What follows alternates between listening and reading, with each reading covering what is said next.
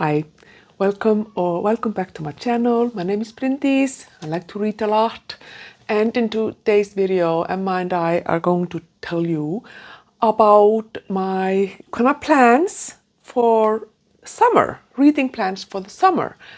It's a plan, it's a very loose pile of possibilities, but I wanted to talk about them just to kind of mention also some of the challenges that I'm participating in, or not challenges, events. So let's just get right into it. I do apologize. Emma is being very clingy and needy at the moment, and she just won't stop. So I couldn't wait until it would pass over because I needed to film this video now. But yeah, we can do this together, can't we, Emma? Yeah, I think so. Anyway, summer. I have my own projects and stuff going on, but then there are at least 3 events or challenges that I want to take part in this summer. One of them is Big Book Summer. So this is an event, I will leave all the information in the description, but it's an event that basically goes all summer. I think it's from in the US, they have, is it Labor Day? No, it's Memorial Day until Labor Day, or vice versa.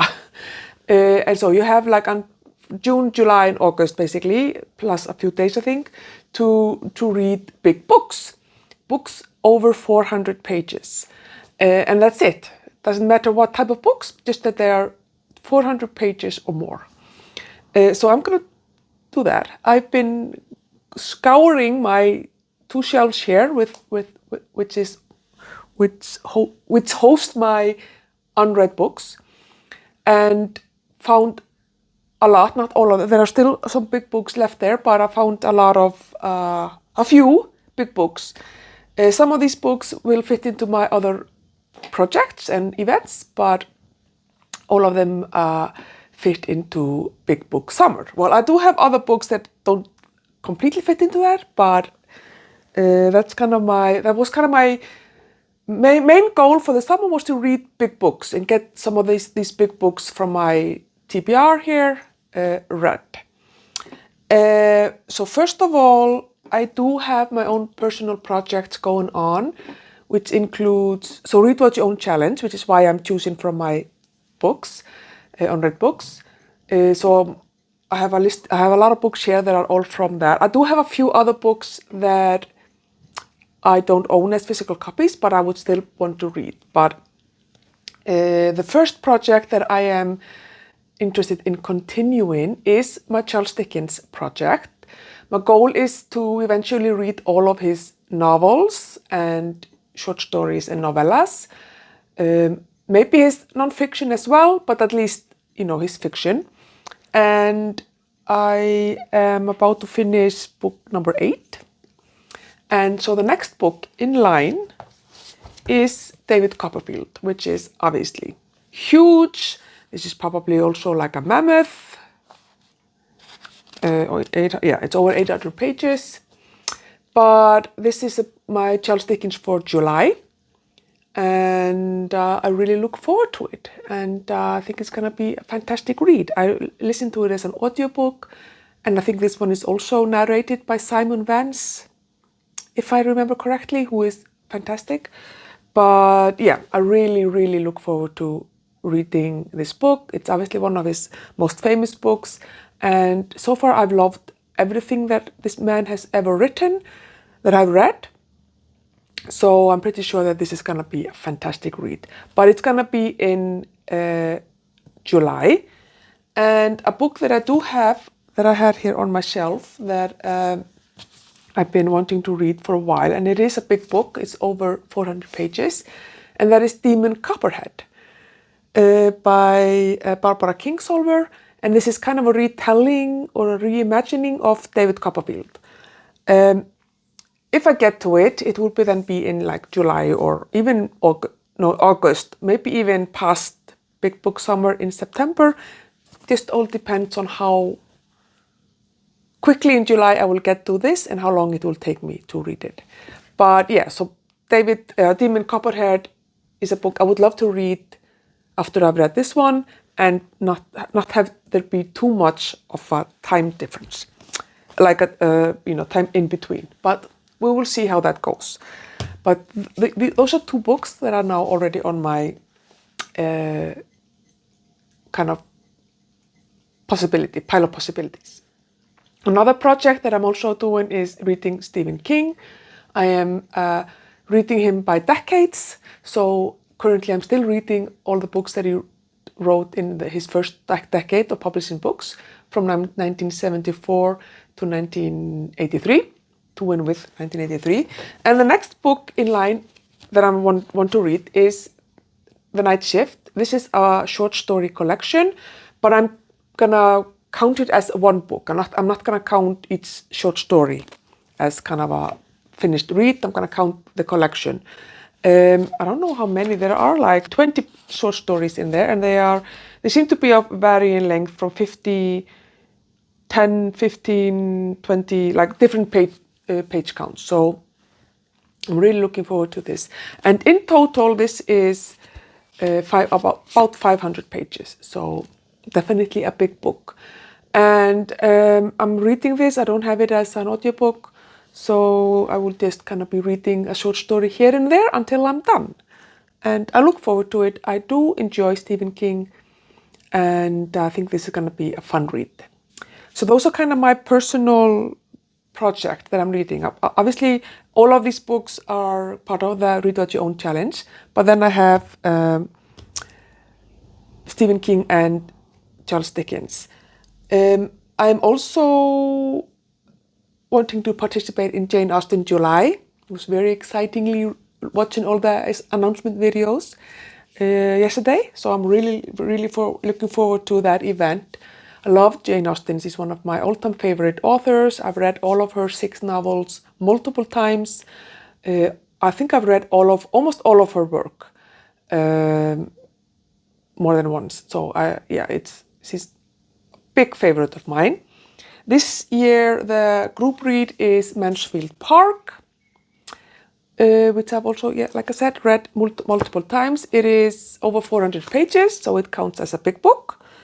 And this is actually, I really enjoy this book.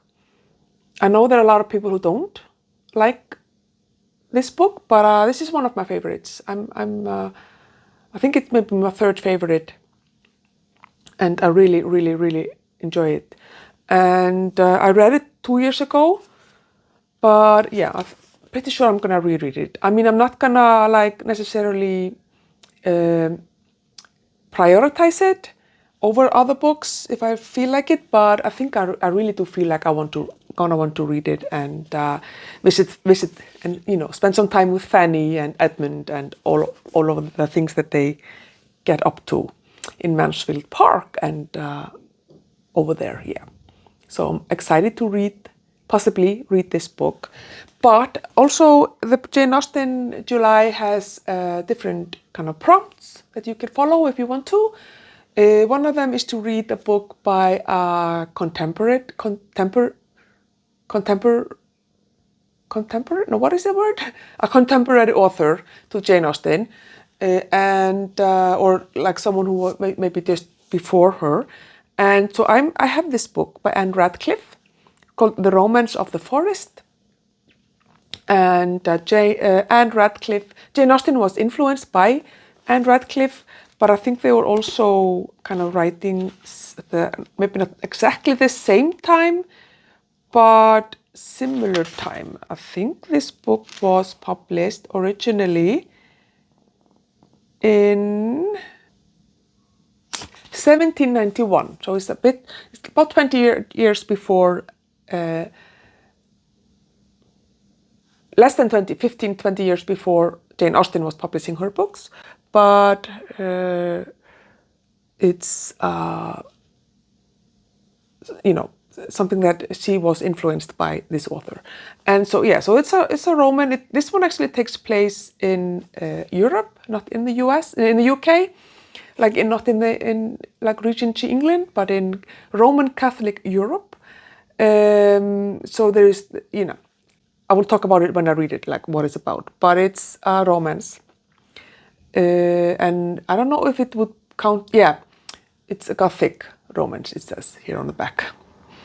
And Anne Radcliffe also wrote The Mysteries of Udolpho, which if you've read Jane Austen's Northanger Abbey, the Mysteries of Udolpho definitely have they're almost like a character in that book.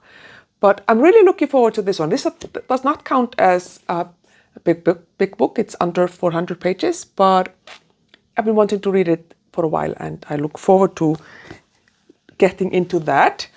Another prompt for Jane Austen July is to read something like non-fiction, and I have this one, Jane Austen's Bookshelf by Rebecca Romney, The Women Writers Who Shaped a Legend.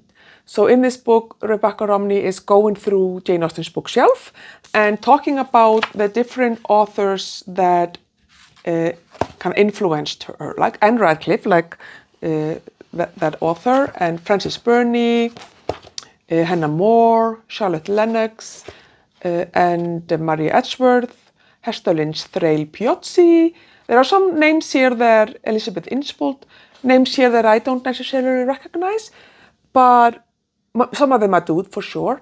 But I would also be really curious to, after I read this book, to actually read those authors and really kind of get into this kind of late 18th century literature, which is kind of the birth, I suppose, of the romance genre, which is what Jane Austen wrote. I don't know if that's true or not, but it sounds really interesting. And this book counts as Big Book Summer.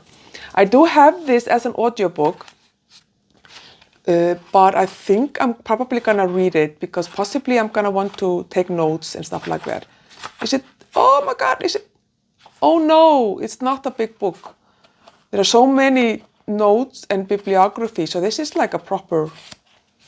Oh, okay. So all of this is like notes and the list of references. Appendixes. Is this like a scholarly work? Okay, that's interesting. So this is 325 pages. This is very interesting. I didn't know that this was gonna be like, because if you have a bibliography, that means it's serious.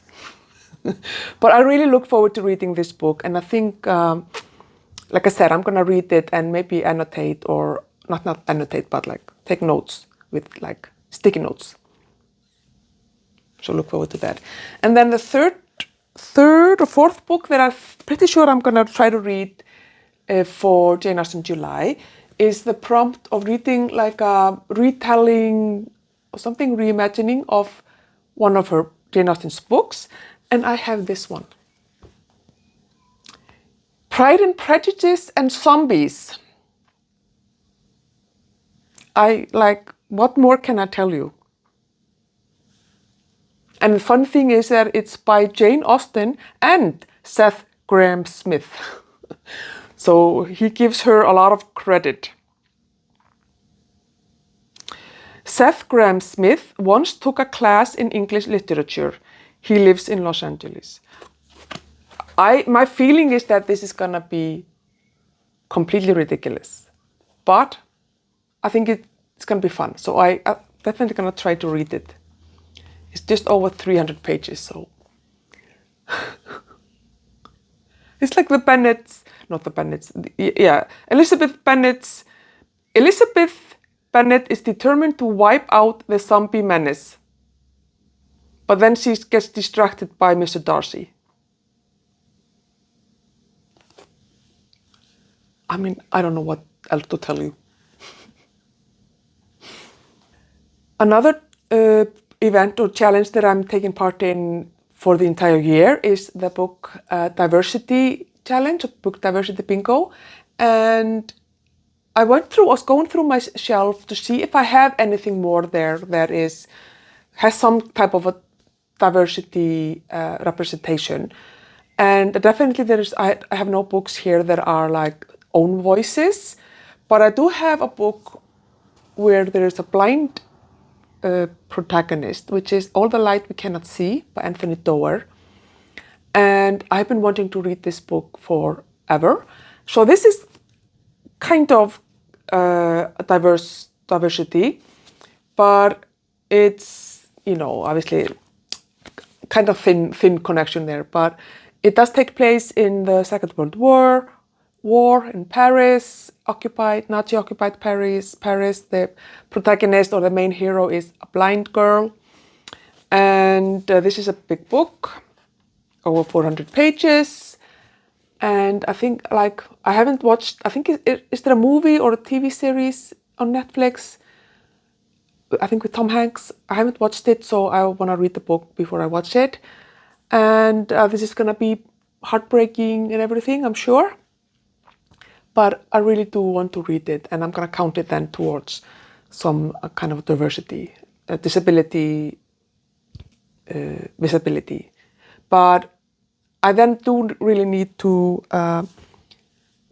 get more serious into my diversity challenge, and because I haven't really been keeping up with the prompts or anything. I'm just reading everything that I find that is not white European, basically, but or able-bodied white European, Christian, North American or whatever. So yeah, that's something that I want to do after summer. Try to kind of hone in a little bit, maybe take it a little bit more seriously. But so those are kind of the books that I've talked about that have directly to do with the events and challenges that I want to participate in this summer. And then we have a couple of other books that were on my shelves that I think I would like to read. So first of them is The Secret History by Donna Tartt. This might become a body read. I'm in dialogue with another YouTuber on whether we're going to do this as a body read. But this is over 600 pages, so a big book for sure. And I think it's time that I read this book. I think that this is probably a book that's kind of almost made for me, given everything that I've heard about it. So I'm hoping that I'm not putting too much pressure on the book. But yeah, this is a book that I'm going to read this summer. This is also one of the books that I don't have as a physical copy. No, as an audiobook, so I'm going to read the physical copy. And yeah, I have a couple of books on the go already, but definitely want to get to it at some point during the summer. And I really, really look forward to it. And I feel like this is a book that everybody's read, except me maybe. So yeah, The Secret History, very excited about that. And another book that I really want to read is Don Quixote by Miguel de Cervantes. I have this as an audiobook. This is the Icelandic translation, and it's 1,000 pages or something. Yet another mammoth, but I've decided that if I don't get to it this summer, it's going to be my next mammoth, March of the Mammoths next year. But I know people tell me that this is the funniest, most fantastic book ever. So it's going to be so fun to dive into it. And yeah, I can't wait. Well, I can't wait to read it, but honestly, I have so many other big books. This is probably a stretch, but I'm keeping it on the pile just in case. Because I do have a couple of books also that I don't own physical copies of, but I would really like to read. And the first of them is The Count of Monte Cristo. Yeah, I haven't read that, and that's also a book that I feel like everybody is reading or has read except me. So I definitely want to read that. And I know that one is also a really good book. A lot of people really, really love it. So that's on my pile. And also a lot of people on BookTube are reading Lonesome Dove this June, which is connected to the event. I think it's called June on the Ranch or something like that. And so I'm actually kind of intrigued with it. I'm not generally drawn to kind of westerns or frontier books that take place in like the American frontier. But this sounds really intriguing, and it obviously it's like a very famous book in American literature, and I think so. I'm contemplating reading it. I think I have a good audiobook with a good narrator that I might jump on that boat as well. We'll see. But yeah, so this is gonna be my big book summer extravaganza, because I really think that it's gonna be so nice to have so many of my big books off my to be read shelves, and I think hopefully that will in the autumn make me more productive in reading the shorter books, because they obviously take less time. Yeah, a lot of these books, like I said, are audiobooks. Some of them are not. But in the summer, I do spend a lot of time outside. And so it's going to be just really nice to have audiobooks on the go when I'm doing gardening or just walking, laying in the sun, or whatever it is that I'm doing. And yeah, I look forward to the summer. But those are my kind of plans, pile of possibility maybes of what I plan to read this summer. I'm not also like, if I don't get to any of these books and I want to read something completely different, that's fine. I can do that. These are just ideas. Yeah. So, what do you think? Do you think I'm going a little bit crazy with the big books? Probably am, but yeah, like I said, it's just a maybe pile. Let me know if you've read any of these books. What are the books you think I should start with, maybe, or whatever opinion you may have. Leave them in the comments and we can have a chat. Thank you for watching, and hope you will have a really good reading summer as well, or reading winter for those of you in, down under. Bye-bye.